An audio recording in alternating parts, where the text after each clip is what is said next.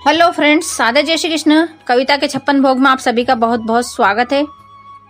मैं आज आपको निर्जला ग्यारस की कथा सुनाती हूँ। गांव में एक जाट था। उसकी नई नई शादी हुई थी।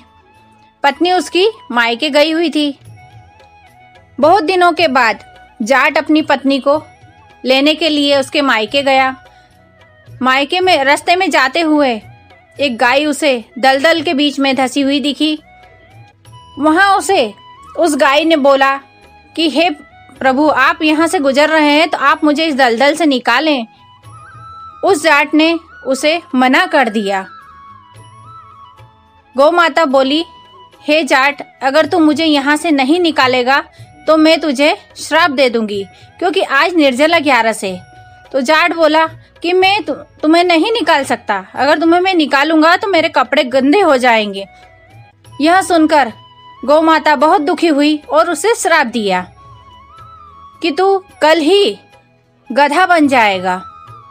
यह बात सुनकर वो बहुत दुखी हुआ। फिर भी अपनी पत्नी को लेने के लिए उसके ससुराल गया।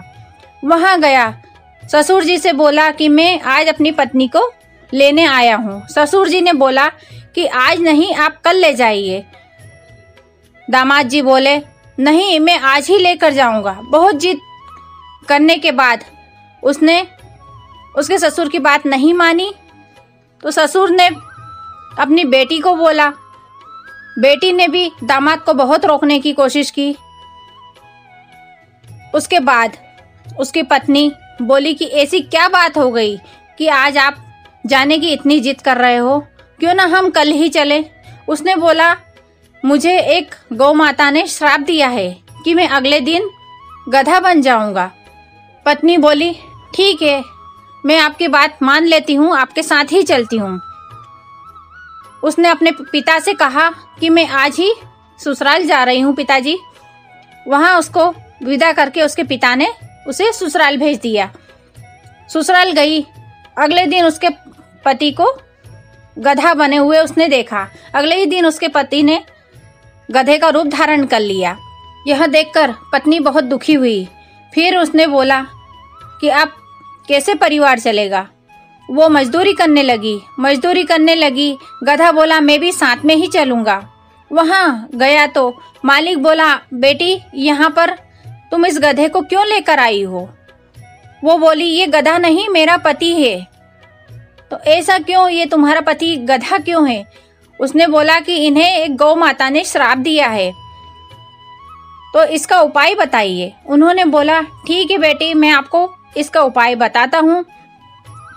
उन्हें एक पंडित के घर लेकर गए। वहां पंडित ने उसे उपाय बताया कि जो भी व्यक्ति ने निर्जला ग्यारस का उपवास करा है और उसकी जो भी 100 ग्यारस पूरी हो गई हो, उसका पुण्य अगर इसे पूरा मिल जाए तो ये वापस से पुरुष बन जाएगा।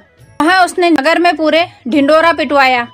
ढिंडोरा पिटवा कर उसने बोला कि जिसकी भी 100 ग्यारस पूरी हो गई है वो मेरे पति को अपना पुण्य दे दे, ताकि मेरा पति अपने स्वरूप में वापस से आ जाए।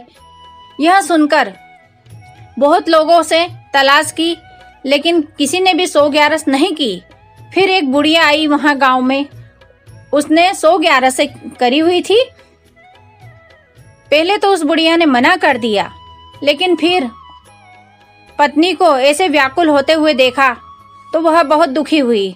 लेकिन उसने भी यही बोला कि ठीक है, मैं तुम्हारे पति को ग्यारस का पूरा फल देती हूँ, लेकिन एक ग्यारस का मैं नहीं दूंगी, वो है निर्जला ग्यारस। उसने अपनी 99 ग्यारस का फल उसे दे दिया। वह पति फिर से अपना गधे से पुरुष बन गया, लेकिन फिर भी उसके पीछे एक पूंछ रह गई और ऐसे ही उसने अपना जीवन व्यतीत करा। यह निर्जला ग्यारस का फल है। यह निर्जला ग्यारस कैसे की जाती है, इसकी विधि भी हमने आपको बताई है। तो आपको अगर हमारी वीडियो पसंद आए तो हमारी वीडियो को आप लाइक कीजिए, शेयर कीजिए और हमारे चैनल को सब्सक्राइब जरूर कीजिए। यह निर्जला ग्यारस का फल पूरे साल की ग्यारस का फल मिलता है एक ग्यारस करने से। यह है निर्जला ग्यारस। Thank you.